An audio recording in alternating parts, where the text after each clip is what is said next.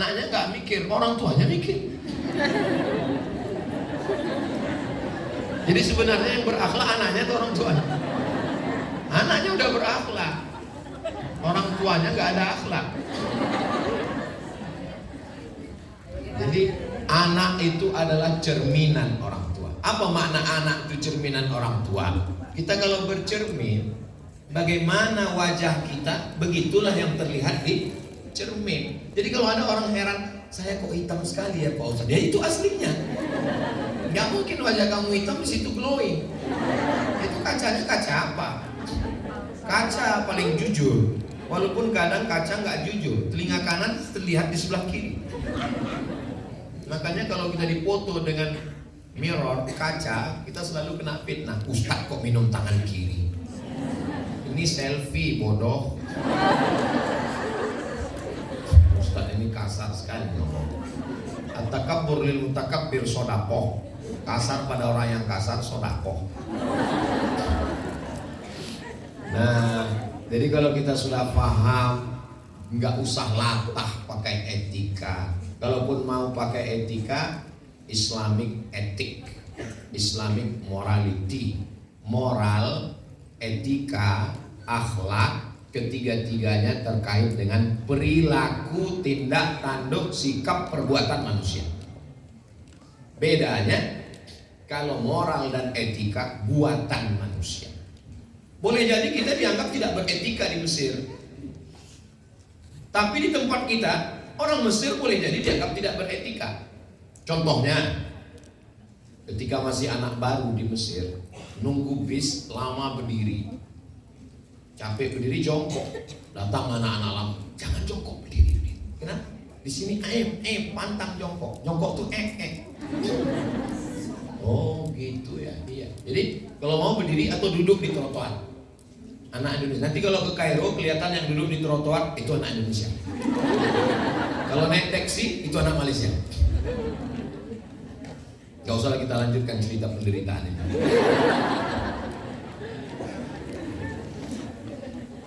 Tapi ketika kita masuk di rumah makan, tiba-tiba ada orang yang berdahak di rumah makan itu. Dia keluarkan ke tisu dan dia masuk ke kantong. Itu bagi orang Muslim biasa aja, nggak apa-apa. Tapi kita 3 hari nggak makan. Kalau nggak percaya tanya sama Ustaz Yahya, itu alumni Mesir. Tapi ada di tempat kita yang biasa aja, bagi mereka pantang. Di tempat kita kalau kita makan, ya biasa aja. Tapi bagi mereka kalau semua ngelihat kita. Betul tahu saya ya? Ketawa aja. Di tempat kita ketemu orang itu biasanya salaman cipika cipiki. Orang Mesir saking akrabnya dia pegang kepala kita. Tempat kita cobalah pegang kepala saya. Jangan coba. Bagi kita pegang kepala pantang nggak boleh. Saya ketemu orang Mesir pegang Abu Somad kan. Ini kita langsung marah, jadi bayar zakat fitrah ini. Jadi boleh jadi di satu daerah itu sesuatu yang biasa. Kita pantang, na'udzubillah. Kalau ada orang istrinya bisa dipeluk, dicium orang lain, pantang, haram, dayus. La yadkhulul jannata, enggak masuk surga, dayus. Siapa itu dayus? Alladzi la yagharu ala maharimihi, tidak ada rasa cemburu kepada mahramnya. Tapi kalau kita tinggal di Eropa, di Amerika, boleh buat, mesti ikhlas. Karena bagi mereka itu sesuatu yang biasa aja. Tapi bagi kita secara agama, secara etik, enggak dibenarkan. Kecuali ada orang yang ke barat-baratan. Perilakunya barat, tindak tanduknya barat, rambutnya barat, buceri, bule cat sendiri. Orang kita ini gak pede. Kenapa gak pede dengan tradisi kita? Kenapa gak pede dengan kita? Ini sekarang, mohon maaf ya ibu-ibu, saya gak ada unsur mau menyindir, mau apapun. Kunci dengar tausiah Ustaz Somad itu satu aja, jangan tersinggung. Beberapa jamaah mendengar tausiah tersinggung, pulang meninggal.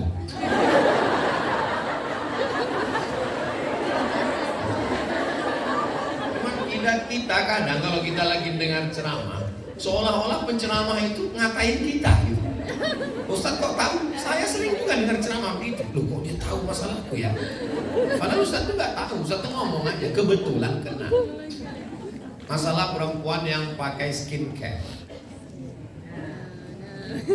Kenapa kita begitu sibuknya sampai 40 hari minum jus bengkoang? Mau ditanya mau apa tuh? Mau putih.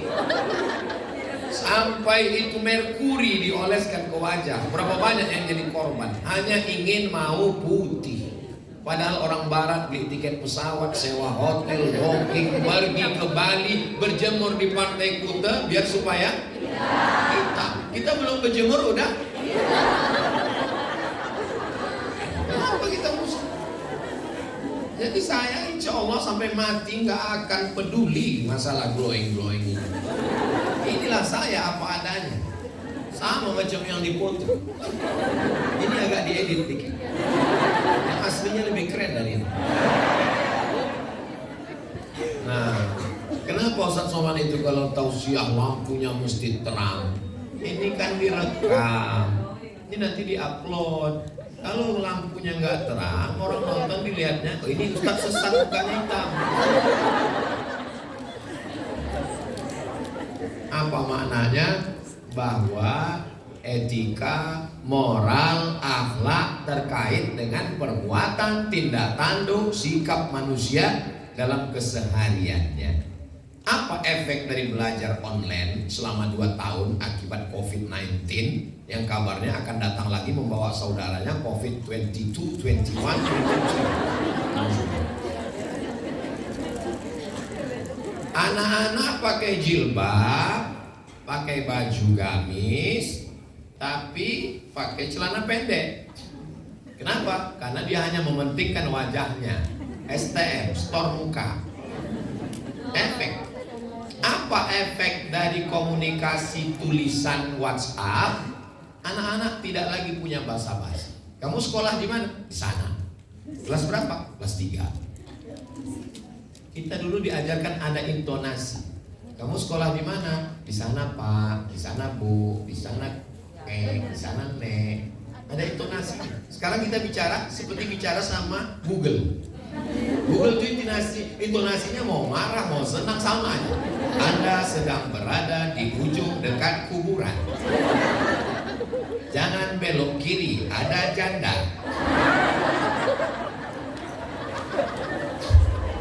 Nggak ada intonasinya. Sekarang kita berhadapan dengan manusia model begitu karena dia tidak pernah bicara bersuara. Selalu mempraktekkan dalam kehidupannya bicara tulisan, dan tulisannya itu pendek-pendek. Kita khawatir nanti ketemu orang ASSWRWB.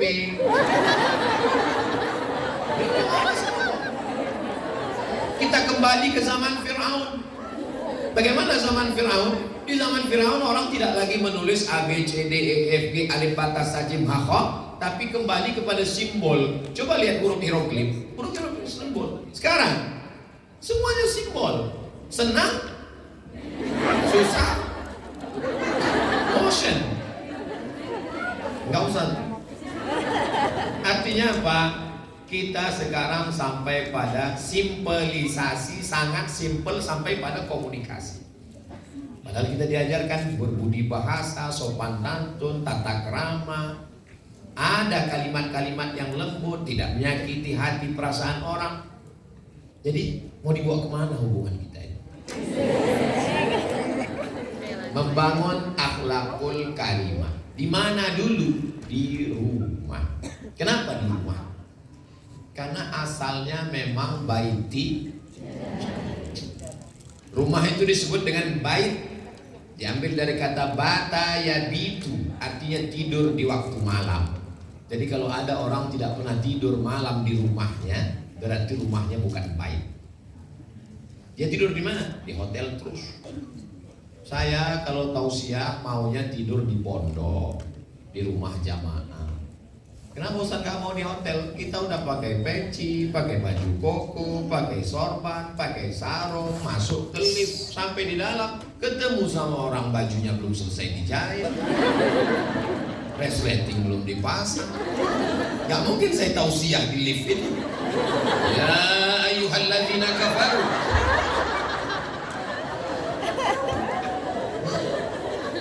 Ini. Jadi berawal dari rumah. Makanya kita mesti lebih lama di rumah. Kalau rumah itu cuma sekedar tempat tidur, apa beda rumah dengan hotel? Kalau rumah itu hanya sekedar tempat makan, apa beda rumah dengan restoran? Rumah adalah tempat orang mendatangkan, mendapatkan, memperoleh ketenangan. Maka disebut rumah itu dengan sakinah, mawaddah, warahmah. Alhamdulillah Pak Ustaz, kamarnya memang 3, sakinah, mawaddah,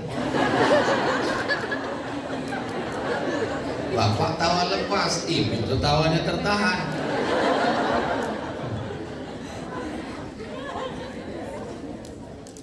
Rumah disebut dengan maskan, diambil dari kata sakinah, karena di rumah lah orang merasa tenang. Sekarang apa yang terjadi? Kafe. Orang mencari ketenangan di kafe. Nggak dapat di kafe, masuk karaoke. Di karaoke nggak dapat, masuk diskotik. Kalau sudah masuk ke dalam, sebelum masuk ke dalam kipasnya goyang. Begitu sampai di dalam, kipasnya berhenti, kepalanya goyang. Namanya dugem. Apa itu dugem? Duduk sambil gemetar. Semakin besar kota, semakin banyak hiburan untuk mendatangkan ketenangan. Sinema 21, orang nonton mau mencari ketenangan. Yang ditonton film hantu. Di Malaysia, film yang ratingnya paling tinggi film tentang pahlawan. Di Amerika, film yang ratingnya paling tinggi film dokumenter ilmiah. Ternyata film yang rating paling tinggi, penonton paling banyak, cerminan masyarakatnya. Jadi kalau di Malaysia rating paling tinggi film pahlawan, mereka cinta pada pahlawan. Kalau di Barat film paling tinggi dokumenter, berarti mereka cinta pada ilmu pengetahuan. Jadi kalau rating paling tinggi di Indonesia adalah film hantu. Apa yang terjadi dengan hantu-hantu kita? Ini mungkin efek dari banyaknya ruqyah-ruqyah ini. Jadi jin, hantu, setan sudah tidak mengganggu manusia lagi, tapi main film. Apalagi honor di film itu menjanjikan. Akhirnya mereka bertahan di sana.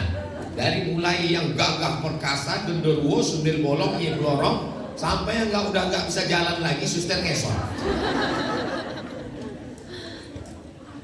Maka berawalnya membina akhlak ini adalah di rumah. Rumah itu isinya siapa? Ada kepala pemerintahannya. Ar-rijalu qawwamuna 'alan nisa. Laki-laki. Jadi laki-laki ini tanggung jawabnya berat. Saking beratnya jadi laki-laki, banyak sekarang laki-laki ingin jadi perempuan. Kamu laki-laki apa perempuan? Kan perempuan. Kenapa kaki kau berbulu? Terjebak di tubuh laki-laki. Ya Allah, selamatkan negeri ini dari wabah LGBT. Band yang diundang sponsor LGBT, minum kopi sponsor LGBT, film-film masuk semua LGBT, dari mulai dulu sampai sekarang, sampai karton pun masuk juga dia. Bang Saleh. Jarjin nggak masalah, meme nggak masalah, upin-ipin kadang masalah, bingung kita siapa yang punya rambut siapa yang enggak. Ini semua berawal dari rumah. Maka bersikaplah sebagai laki-laki kepala rumah tangga. Sekarang banyak laki-laki yang tidak bersikap sebagai kepala rumah tangga. Tapi kami nggak bisa standby 24 jam di rumah, Pak Ustadz. Pagi mesti kerja. Berangkat pagi kerja sebelum azan subuh. 4.30 sudah berangkat, takut macet ke Jakarta. Anak masih tidur, nggak sempat sarapan. Sampai di tempat kerja subuh sudah lewat, nggak sempat juga makan, langsung meeting, mitang, mitung. Rapat itu ini, zuhur, meeting, asar, makan udah terlambat, nggak ada lagi selera. Pulang lembur sampai rumah anak sudah tidur. Hari berganti pekan, pekan berganti bulan, bulan berganti tahun, tahun berganti windu. Akhirnya usus bolong kena mah akut. Diperiksa sama dokter, bapak sakit lambung. Sebabnya dok, gara-gara nggak makan karena terlalu sibuk cari makan. Nggak ada orang kerja terus cari uang. Kalau ditanya, kamu ngapain? Cari makan. Tapi sampai nggak sempat makan. Duitnya untuk siapa? Dokter spesialis. Makanya jangan heran, saya mewisuda anak TK 40 orang. 80% pas saya kalungkan, saya tanya mau jadi apa? Dokter. Saya heran, kenapa anak-anak ini semua mau jadi dokter? Setelah saya ceramah di IDI baru saya paham. IDI itu Ikatan Dokter Indonesia, bukan Ikatan Dukun Indonesia. Lalu saya paham, rupanya dokter ini luar biasa. Martelnya kecil, beda sama tukang. Martelnya gede, lompang-lompong satu hari 100.000. Dokter, artinya kecil, pukul lutut sekali 10 juta. Lutut kanan 10 juta, kanan kiri 20. THT, telinga, hidung, tenggorokan, senternya kecil aja, baterainya 1. Beda sama jaga malam, baterai 5. Dokter baterai kecil, 10 juta. Banyak pasien yang cakup tutup, karena buka tutup lain bayarnya.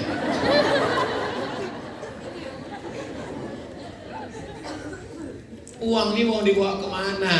Gak pernah ketemu anaknya. Ketika guru di sekolah suruh gambar anggota keluargamu, dia Wonder Woman, Spiderman, Hulk.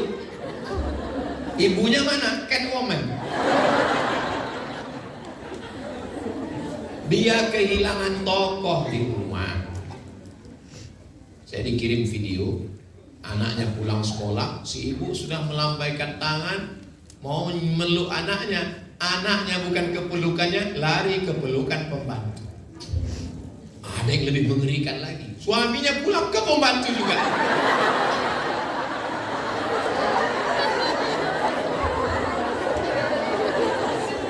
Apa yang terjadi? Ibu hari ini boleh tertawa, tapi nanti di rumah. Betul kata Pak Ustaz. Gara-gara apa? Ibu selalu mengatakan, mama sibuk Pak, tehnya sama, gulanya memang tehnya sama, gulanya sama, tapi rasanya beda, Beb. Beda. Ini cerita masalah rasa. Rasa ini gak bisa diungkapkan dengan kata. Kata terlalu miskin untuk mewakili rasa. Andai kata diungkapkan menceritakan rasa, rasa pasti berdusta. Kenapa? Karena rasaku belum tentu rasamu. Saya datang ke Insan Tama ini kok jadi puitis begini. Heran juga saya. Mungkin salah posisi. Ini karena saya didekatkan dengan ibu-ibu. Kalau saya di bapak-bapak, bawaannya takbir.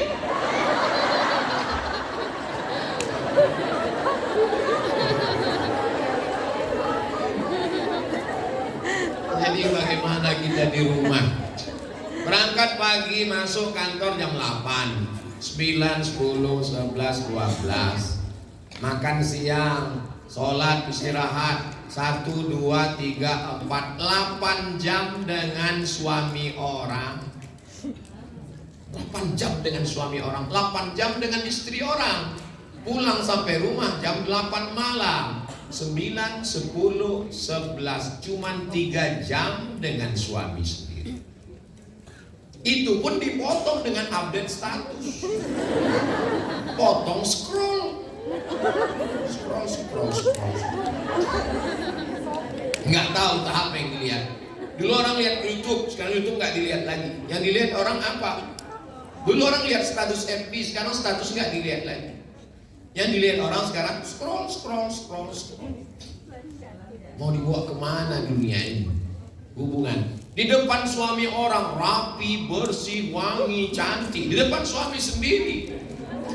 Gak usah aku ceritakan. Naik nanti semua darah tinggi, jantung, koroner, diabetes, meletus. Nanti langsung siang update status. Kenapa Ustadz ini hanya menceritakan tentang aku ya? Jadi saya tidak ingin setelah mendengar tausiah ini lalu Bapak Ibu besok semua kalau begitu kita tinggalkan aja semua kantor nih, jangan. Ini nanti keluar lagi isu Ustadz Somad dulu radikal, ini sekarang pemecah rumah tangga orang. Soalnya kalau udah mau dekat pilpres biasanya isunya muncul itu macam-macam. Jadi kita perbaiki saja quality time. Jadi walaupun dia 3 jam, tadi 8 jam di tempat kerja, nggak apa-apa 3 jam. Bapak 3 jam di rumah, ibu 3 jam di rumah, handphonenya mati, betul-betul makan bersama, minum bersama. Saya begitu Pak Ustadz, makan bersama, minum bersama. Bersama siapa? Bersama handphone. Sebelum makan streaming. Hai guys, makan dulu. Sampai ke toilet pun streaming. Kacau sudah manusia ini. Hidupnya jadi konten. Kapan kita bersama keluarga? Kapan kita bersama diri kita? Ustaz Somad itu cuma ceramah, ngomong aja. Dia sendiri gak pernah di rumah.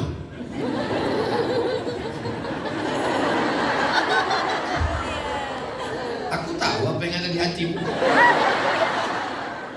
Saya keluar itu hari Jumat, malam Sabtu, malam Ahad, Senin saya mesti pulang. Nggak pernah keluar lebih dari 3 malam. Kalau sampai saya keluar 3 malam, dikhawatirkan buka cabang. Ini hari Senin, ini habis ini tausiah, habis ini saya pulang.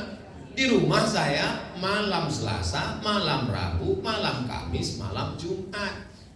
Di lingkungan tempat tinggal saya, kalau Ustaz Somad itu ceramah ke sana kemari, nggak pernah untuk lingkungan, ente nggak pernah hadir. Di lingkungan tempat tinggal, 2 musola, 2 masjid, saya tetap ngisi. Ada nggak ada orang musola kecil, saya tetap datang. Baca kitab Riyadhus Shalihin setiap Rabu subuh, streaming. Ikuti melalui channel Ustaz Abdul Somad Official, subscribe, like, share, dan komen.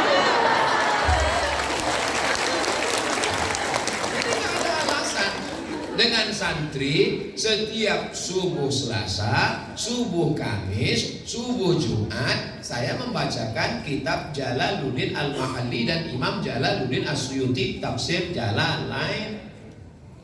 Dengan keluarga saya jalan, dengan anak, dengan istri saya jalan. Gak pernah kamu lihat Ustaz jalan ke mall saya pakai masker, pakai kacamata hitam, pakai baju kaos, pakai topi. Mana ada orang kenal. Ada juga yang penasaran, Ustaz Somad ya? Mirip.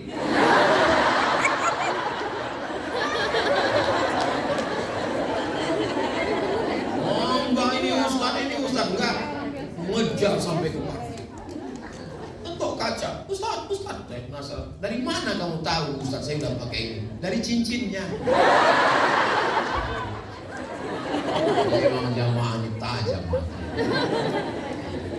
Jadi untuk keluarga mesti ada. Jadi saya jalan dengan keluarga. Saya bawa sepeda motor, sore-sore saya jalan, beli minuman, jalan-jalan. Kemana aja jalannya Pak Ustaz? Nggak usah dibocorin rutenya, nanti ketahuan. Artinya kita manfaatkan waktu ini untuk keluarga, karena kita adalah contoh. Gak bisa anak-anak ini, namanya juga membangun di rumah. Gak bisa kita katakan kamu mesti banyak baca Quran. Sebagai seorang anak yang soleh gak boleh lepas dari Quran. Anak ini mikir, papa kok gak pernah baca Quran? Papa udah dewasa. Gak bisa. Malam Jumat kita baca Al-Kahfi, kita baca dengan istri. Saya tetap baca Al-Kahfi di depan istri saya, biar tahu dia saya ngaji. Saya tunggu dia masuk kamar, aku sembah. Jadi Ustaz itu cuma ceramah aja. Nah ini penting bagi kita, sholat. Saya ini Ustaz, malam saya tahajud. Kalau nggak malu lah dengan istri, lah ceramah aja yuk orang tahajud. Saya bangun tahajud. Bangun kan dia, ambil air, bersihkan wajahnya. Bangun. Kalau nikahnya udah lama. Kalau masih baru, wake up my darling. Tolong bentangkan sajadah cinta kita. Bismillahirrahmanirrahim. Ar-Rahman. Itu kalau lagi senang hati. Tapi kalau lagi suntuk, qul huwallahu ahad. Tahajud, mesti ada suri tauladan yang baik. Tapi tolong yang saya ceramahkan ini untuk kita intern di dalam kita, bukan setelah ini malah nanya, suamimu pernah ngajak tadi? Banyak orang ketika dia punya meteran, dipakainya itu untuk mengukur orang. Kalau kita punya meteran, dipakai untuk mengukur kita.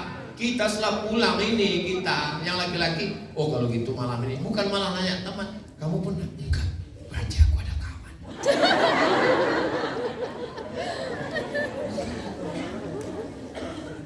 Beruntung ibu yang punya suami membangunkan malam tahajud, walaupun sampai hari ini dia belum pede jadi imam.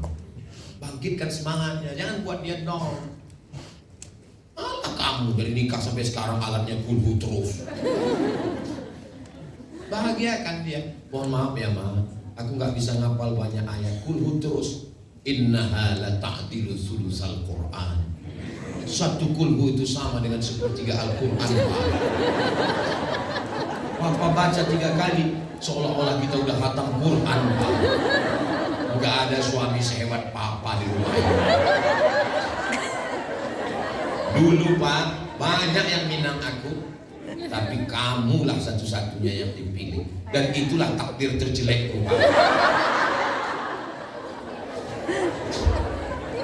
Besarkan hatinya. Tapi Pak Ustadz, suami saya ini kalau jadi imam tahajud memang gak ada suaranya sama sekali Pak Ustadz. Sholat tahajud itu kalau suaranya jahar sunnah, berarti kalau gak bunyi bid'ah. Tetap dapat pahala. Mungkin dia belum pede, modalnya baru takbir, namanya baru hijrah. Allahu Akbar. Dia baru takbir itu, Allahu Akbar, Allahu Akbar. Sampai sami Allah pun kadang lupa.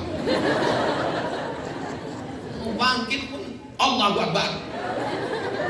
Kata istrinya, sami Allah kali.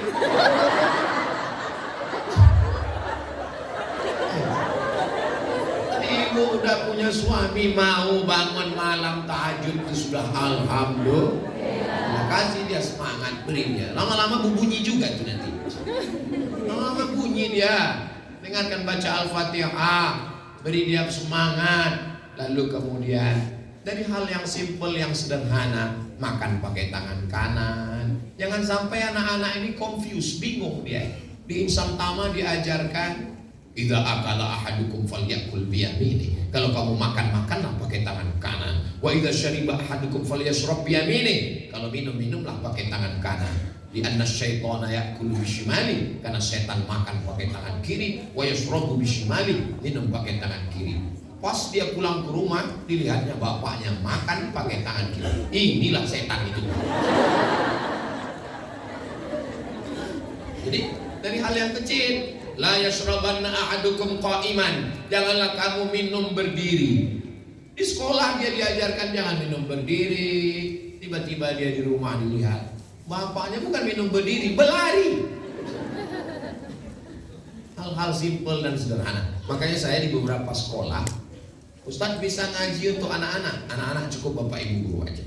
Terus wali muridnya kumpulkan, supaya sama sinkron apa yang kita sampaikan di sekolah, supaya anak nggak punya kepribadian ganda. Anak-anak, kita mesti menutup aurat walaupun laki-laki, ma baina surrati war rukbah, antara pusat sampai ke lutut. Pulang dia ke rumah, dilihatnya bapaknya pakai celana pendek, lututnya berkudis. Bingung dia, apa yang terjadi? Bapakku kok begini? Ada apa nih? Di sekolah dia diajarkan gurunya pakai jilbab panjang, tertutup, pakai kaos kaki.